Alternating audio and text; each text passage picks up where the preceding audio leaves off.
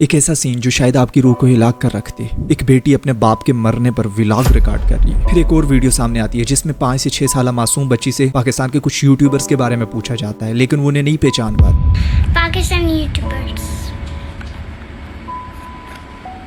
पता नहीं है कौन सा है, पहली बार पता मैंने भी नहीं, ये भी पता नहीं कौन है।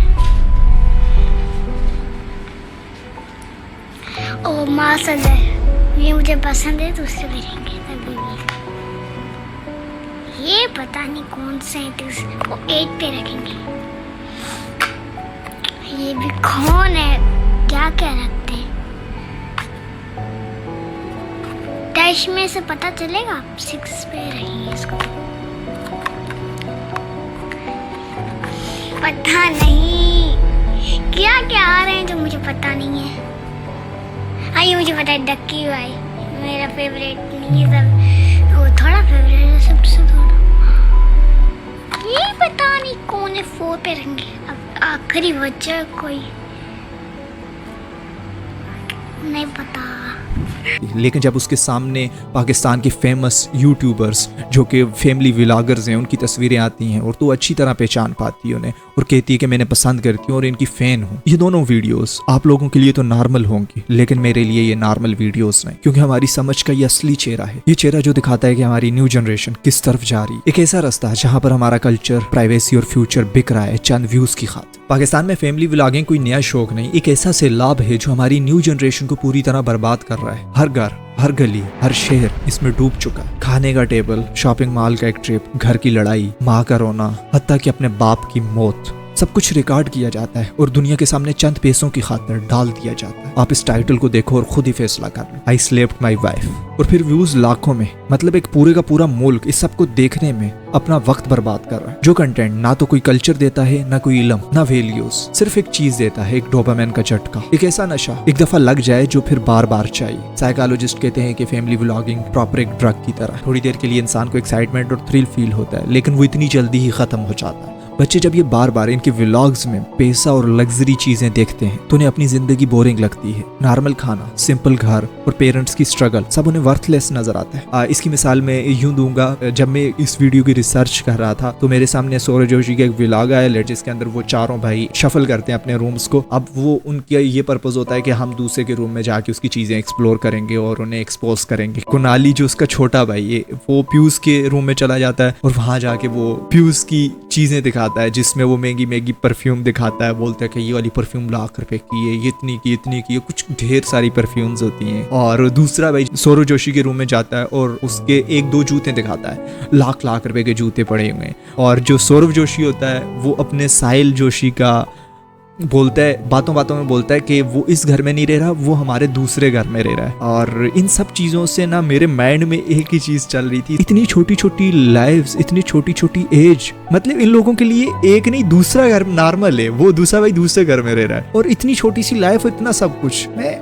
डिमोटिवेट हो गया अंदर से, मतलब क्या चल रहा है भाई। इसी तरह, इसी सेम सोच से लोग हमारी जिंदगियों को, हमारे सब किसी को बर्बाद कर। और जब बच्चों की इस तरह की परफेक्ट यूट्यूबर्स की तरह की लाइफ उन्हें नहीं मिलती तो उनके दिमाग में फ्रस्ट्रेशन, डिप्रेशन, तो उनके माइंड में डीप डिसोसिफिकेशन पैदा होती है। ये असल में साइलेंट मेंटल हेल्थ केसेस है जो हमारी न्यू जनरेशन अपने बचपन से ही इसे कंज्यूम कर रही है। लेकिन इस सब का सबसे बड़ा नुकसान है इनके ख्वाबों का तब्दील हो जाना। मिसाल के तौर पर एक जमाना था जब किसी बच्चे से पूछा जाता कि आप बड़े होगे क्या बनोगे, बच्चा बोलता था मैं डॉक्टर बनना चाहता हूँ, इंजीनियर बनना चाहता हूँ, साइंटिस्ट बनना चाहता हूँ। और आज जब किसी बच्चे से पूछो वो कहता है कि मैं यूट्यूबर बनूंगा। लेकिन ये प्रॉब्लम नहीं कि यूट्यूब एक प्रोफेशन नहीं, इस सब की सबसे बड़ी प्रॉब्लम ये है कि हमारे जो हीरो हैं वो चेंज हो गए। अब हीरो वो नहीं जो नॉलेज दे, मेहनत और कुर्बानियों से इज्जत कमाए। अब हीरो वो है जो अपनी डेली रूटीन को बेचकर वायरल हो जाए। जब एक मुल्क के हीरोज फेक प्रैंक्स, अपनी फैमिली और बीवियों को बेचने वाले, यहाँ पर थोड़ा सा सख्त मेरे माइंड में एक सेंटेंस आता है, मीन्स कि फैमिली व्लॉगिंग ऐसी है, अपनी माँ को, अपनी बेटी को, अपनी बहन को चुराए में ला के खड़ा कर दो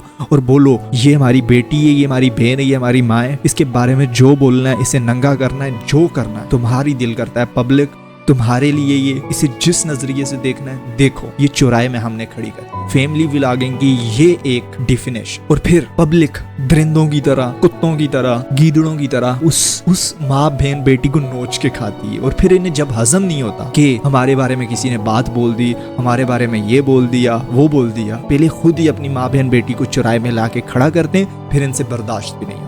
और जब इस तरह के हीरो हमारे माशरे के बन जाएं, तो फिर तुम इस माशरे से क्या एक्सपेक्ट करते? तो फिर यही समझ लो, इस मुल्क और इस जनरेशन का फ्यूचर ऑलरेडी बर्बाद हो चुका है। एक और चीज जो कम ही लोग समझते हैं, एक और चीज जो कम ही लोग सोचते हैं, और जो बच्चों के व्लॉग्स बनाते हैं, असल में वो एक अनपेड एक्टर्स होते हैं। उनकी हंसी, उनका रोना परमानेंटली यूट्यूब की वीडियोस में लॉक हो जाती है। कल को जब वो बच्चे बड़े होंगे, उनके पास अपने चाइल्डहुड की मेमोरीज नहीं होंगी। उनकी पहचान उनके वालिदैन दुनिया के सामने चंद व्यूज और पैसों की खातिर बेच दे। जो चीजें सबसे ज्यादा और भी खतरनाक है वो ये है कि कुछ व्लॉग्स जो स्क्रिप्टेड होते हैं, सिर्फ एक ऐसा ड्रामा जो सिर्फ व्यूज के लिए हो। मतलब असल जिंदगी अब एक टीवी सीरीज बन चुकी है। इसमें डिफरेंस सिर्फ इतना है कि एक्टर्स अपने घर के ही लोग होते हैं। घर अब एक रियलिटी शो बन गया है जहाँ ये अपना हर पल बेचने के लिए रेडी रहते हैं। यूट्यूब हर 1000 व्यूज के बदले कुछ सेंट देता है। हर मिलियन व्यूज पर कुछ $100 बनते हैं। और इन्हीं पैसों के लिए लोग अपने घर, फैमिली और अपनी प्राइवेसी, अपनी इज्जत तक बेच देते हैं। मतलब हम अपने कल्चर को कुछ डॉलर्स के बदले बेच रहे हैं। आज के व्लॉगर्स एक साइकोलॉजिकल एक्सपेरिमेंट चला रहे हैं।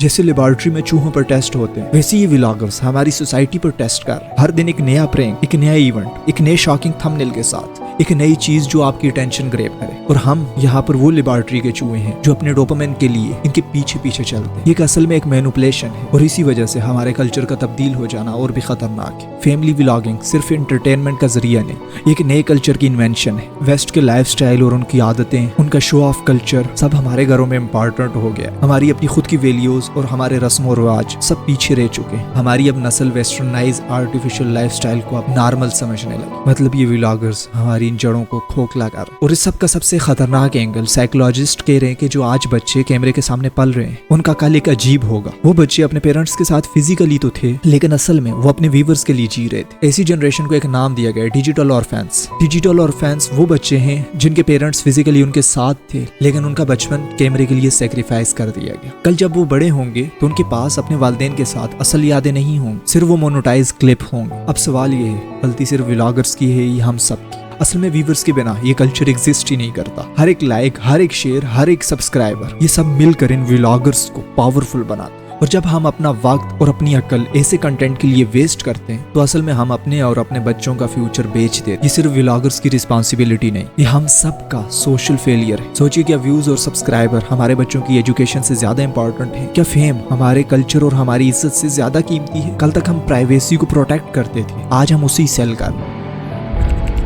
पता नहीं है कौन सा परिवार मैंने भी नहीं, ये भी पता नहीं कौन है। ओ माँ सदा